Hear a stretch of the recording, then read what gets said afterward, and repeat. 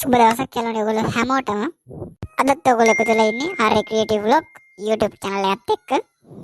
ඔයගොල්ලෝ බලන ඇති එකපාරම මොකද මේ channel එකට වෙලා තියෙන්නේ කියලා. මම තීරණය කළා මගේ channel එකේ අලුත්ම playlist එකක් පටන් ගන්න. ඒ playlist එකේ පළවෙනි වීඩියෝ එක තමයි මේක. මේ playlist එකේ වීඩියෝත් එක්ක දිගටම එකතු වෙලා ඉන්න. තාමත් මගේ channel එකට අලුත් කෙනෙක් නම් මාව දැන්නම subscribe කරන්න. එහා පැත්තේ තියෙන notification bell එකත් click කරන්න. එතකොට මේ වගේ අලුත් වීඩියෝ එකක් දාපු ගමන් ඔයගොල්ලෝ ළඟටම ගෙන්න ගන්න පුළුවන්. අපි දැන් වැඩි කතා නැතුව වීඩියෝ එකට යමු. මේ කමලා මට නම් එපා වෙලා තින්නේ කමලා. මේ කොරෝනා ප්‍රශ්නේ කවද ඉවර වෙයිද මන්දානි? මට නම් හිතෙනවා ආයේ ඉස්සෙල්ලා වගේ ඔන්ලයින් ක්ලාස් දිගටම කරගෙන යන්න වෙයි වගේ කියලා. ආයෙ නම් එහෙම වෙන්න එපා මල්. නේද? ඔව් නේද කමලා? එහෙමනම් වෙන්න නම් එපා දෙයියනේ. අමල් ටීචර්. ආයිබෝවන් පුතාලා. අයුවන් ටීචර්.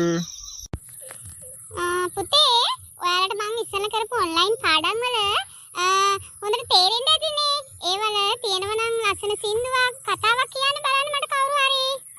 ටීචර් මමයි කමලයි සින්දුවක් කියන්දර ටීචර්. පුතේ නම් කියන්න බලන්න. කමලා අපි දෙන්න යමු එහෙනම් ඉස්සරහට ගිහිල්ලා අර සින්දුව කියමු. එන්න යන්න. යමු එහෙනම්. පුතාලා දෙන්න එහෙනම් කියමු බලන්න සින්දුව. ටීචර් අපි කියමු. ටීචර් ළඟ නෑ වේවලත් නෑ අකුරු පමණක් තියෙනවා.